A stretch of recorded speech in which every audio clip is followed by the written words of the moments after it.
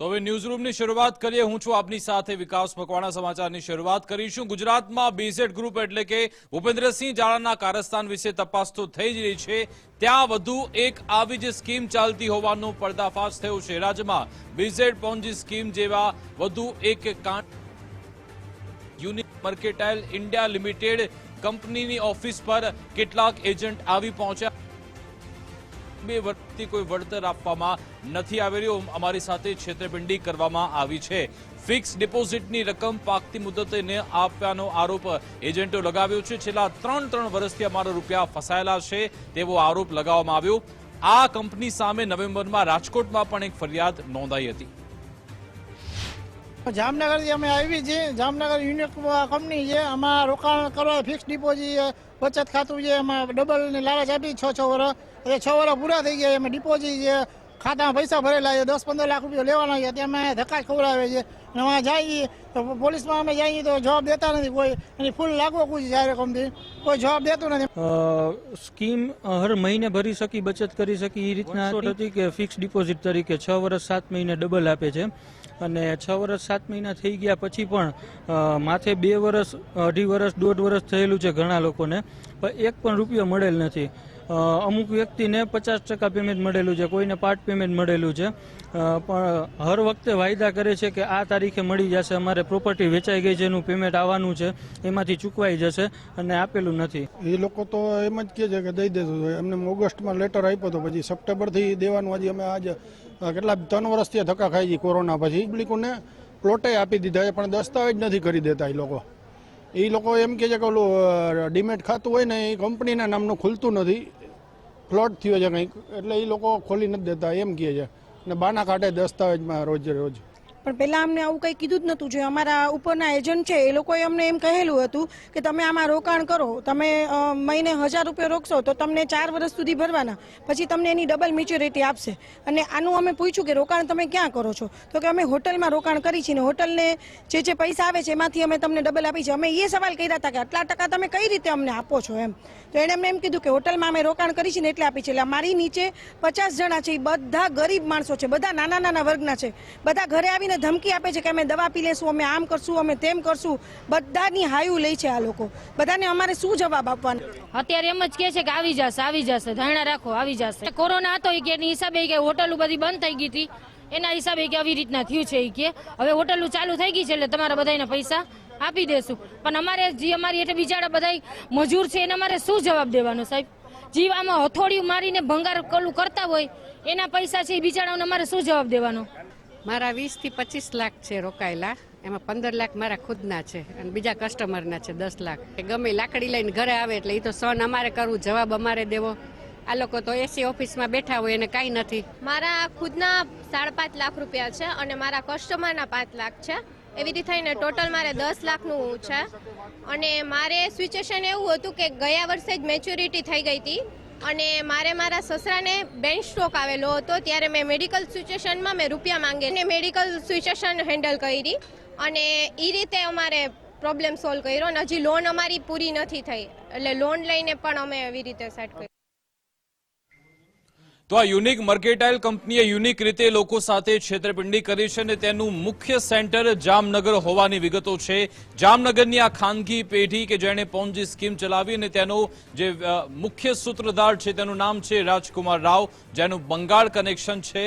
અત્યાર સુધીમાં 100 કરોડ ચાઉ કર્યા હોવાની વિગતો પ્રાપ્ત થઈ છે। અનેક એવા એજન્ટો પણ તેણે રોક્યા હતા જે ગ્રાહકોને આકર્ષતા હતા। જો કે હવે એજન્ટો પરેશાન છે કારણ કે રોકાણકારોને પૈસા નથી મળી રહ્યા। એજન્ટો એવું કહી રહ્યા છે કે અમને મારી નાખવાની ધમકી પણ મળી રહી છે। અને અત્યારે બધાને લઈને ગ્રુપ બનાવ્યું છે, અમારા ઘરે પૈસા લેવા આવે છે, અમારા ઘરેથી વસ્તુ લેવા આવે છે કે તમે જવાબદારી લીધી હતી ત્યારે કંપનીનું કામ સારું જ હતું। સિનિયરો ઘરે આવીને એજન્સી દઈ ગયા હતા, એને કીધું અમારી જવાબદારી। હવે અત્યારે સિનિયરો બધા એમ કહે છે કે ભાઈ અમે બેઠા જ છીએ, કંપની આગળ અત્યારે ફંડ નથી, કંપની પોતાની મિલકતું જગ્યાએ વેચીને દઈ દેશે, પણ વાર લાગશે, ટાઈમ રાખો। પણ કેટલોક ટાઈમ? એ વાતને આજ થઈ ગયા 1 2 વર્ષ 3 વર્ષ 4 વર્ષ। હવે તો અમે આવેદનપત્ર કલેક્ટરને આપ્યું, પોલીસ સ્ટેશને ફરિયાદ કરી, વકીલ હસ્તકે કર્યું, પણ ત્યાંથી કોઈ પણ જાતનું પેમેન્ટ આવતું નથી। મારા ઇન્વેસ્ટરના પૈસા મેં રોકેલા છે, આમાં ફિક્સ ડિપોઝિટ રિકરિંગ કરેલું છે અને છેલ્લા 6 વર્ષ થયા મેં 40 થી 50 ડિપોઝિટ કરી ચૂકેલી છે, એને 2 વર્ષ થઈ ગયા છે. પોલિસીની ડેટ થઈ ગયું છે, એના પણ મેં એને કીધેલું કે ભાઈ આ વ્યક્તિ ડેટ થઈ ગયેલું છે અને એ કઈ વાંધો નહીં 7 હપ્તા ભરી દો અને નોમિની નામે પૈસા ટ્રાન્સફર કરી દેશે. એને પણ 2 વર્ષ થઈ ગયા, ટ્રાન્સફર નથી થયા.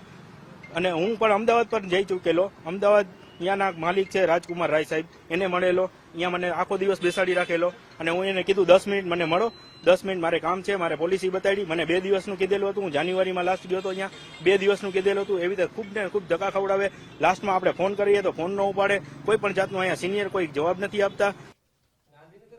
તો આ યુનિક મર્કેટાઇલ કંપનીના તાર અરવલ્લી સાથે જોડાયેલા હોવાની પણ વિગતો મળી છે. અરવલ્લીમાં તો બીઝેડ ગ્રુપનું સામ્રાજ્ય સ્થપાયેલું છે, પરંતુ આ કંપનીએ પણ પોતાના એજન્ટોને રોકીને લોકોને ફસાવવાનો પ્રયત્ન કર્યો હતો. બીઝેડ ગ્રુપના કૌભાંડ બાદ યુનિક મર્કેટાઇલ સ્કેમનો પણ અહીંયા પર્દાફાશ થયો છે.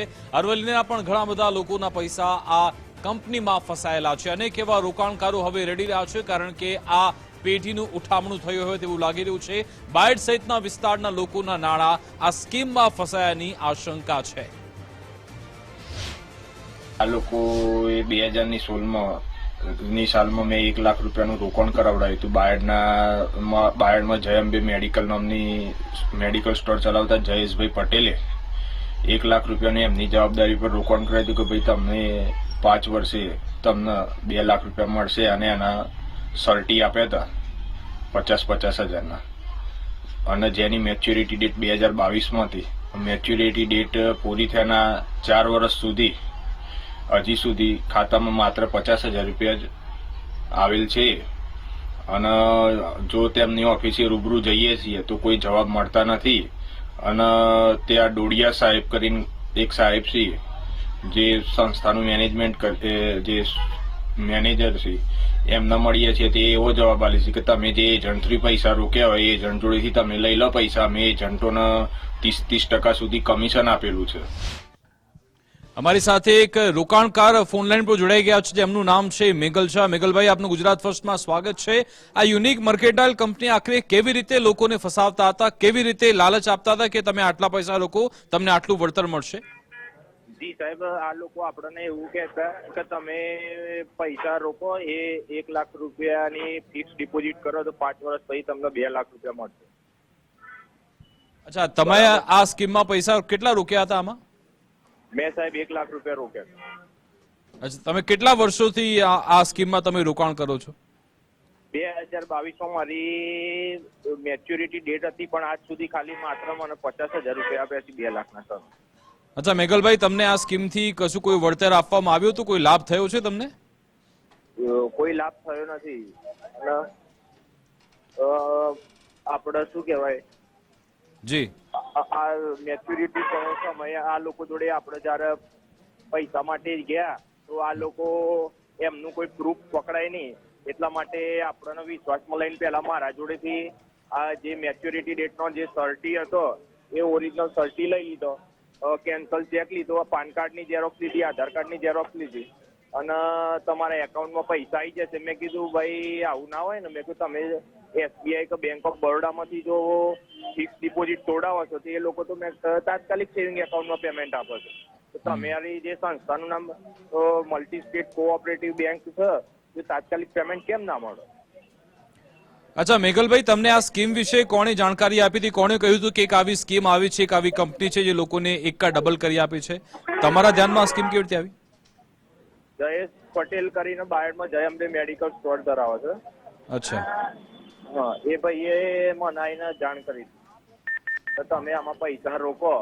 મારે કોઈ ઇન્ટરેસ્ટ બી નતો પૈસા રોકવાનો, પણ એ ભાઈ મારી પાછળ જ લાગી ગયો તો કે તમે પૈસા રોકો. દિવસમાં 10 વખત મારી જોડે આવો, તમારે રોકાણ કરવું જ પડશે. મારા જોડે પૈસા નતા તો બી મેં બીજા જોડેથી ઉછીના પૈસા લઈને રોકાણ કર્યું. અચ્છા, એટલે જબરજસ્તીથી ધમકી આપીને તમારી પાસે રોકાણ કરાવવા આવ્યું, એવું આપનું કેવું છે? હા. અચ્છા, તમે હવે ફરિયાદ કરી છે તમારા નજીકના પોલીસ સ્ટેશનમાં કે પછી બીજા કોઈ સ્થળે? સાહેબ કોઈ ફરિયાદ કરી નથી, પણ આ લોકોના જોડે આપણે 2-3 વખત શાંતિથી આપણી મેચ્યોરિટી સમય છે એ વખતે પૈસા માટે આપણે ગયા ઇન્કમ ટેક્સ જે આ લોકોની ઓફિસ આવેલી છે ત્યાં. જી. તો આ લોકોને આપણે મળે તો કે તમારા એજન્ટ જોડેથી પૈસા લઈ લેવાના અને કે અમે એજન્ટોને કે સારું એવું વળતર આપીશું કે 30% સુધીનું કમિશન આપ્યું છે, એમને ફોરેનની ટ્રીપો આપી છે, ગોવાની ટ્રીપો આપી છે કે તમે તમારા એજન્ટને ઓળખો, અમારે તમારા જોડે કોઈ લેવા. પછી કે અમારે કે કોરોના કાળની મહામારીના લીધે કે અમે હોટલના રેસ્ટોરન્ટમાં ઇન્વેસ્ટમેન્ટ કર્યું છે. બિલકુલ. તો એમાંથી જે અત્યારે ધંધો બરાબર ચાલતો નથી મહામારીના લીધે, તો એમાંથી જો આવક થાય તો તમને પૈસા આપીશું. પછી કે વૈષ્ણોદેવી સર્કલ બાજુ અમે કોઈ જમીન લીધેલી છે, એ જમીનની કિંમત 150-200 કરોડની આસપાસ થાય છે અને લોકો અમારા જોડે સસ્તામાં માગી છે, તો અમે કે સસ્તામાં આપીને થોડા રોકાણકારોને પૈસા પરત કરીએ. અમને અમારી કિંમત મળે તો જ અમે રોકાણકારોને પૈસા પરત કરીએ ને. આ બધી ગોળ વાહિયાત વાતો કરી છે સાહેબ. અને એમ કહીએ કે પોલીસ ફરિયાદ અમે કરી છે કે તમારથી જે થાય એ કરી લેજો. એકદમ બિલકુલ ગુંડાગીરી જેવી વાતો હોય છે. બિલકુલ. આભાર મેઘલભાઈ અમારી સાથે જોડા બદલ. તો મેઘલ શાહ કહી રહ્યા છે જે રોકાણકાર છે જબરજસ્તીથી ધમકી આપીને તેમની પાસેથી રોકાણ કરવામાં આવ્યું, અને હવે જયારે પૈસા આપવાની વાત આવે છે તો એવું કહેવામાં આવ્યું કે એક જમીનનો સોદો કરવાનો બાકી છે, એ સોદો થશે પછી તમને પૈસા આપવામાં આવશે, એટલે કે કલ્લા તલ્લા કરવામાં આવી રહ્યા છે.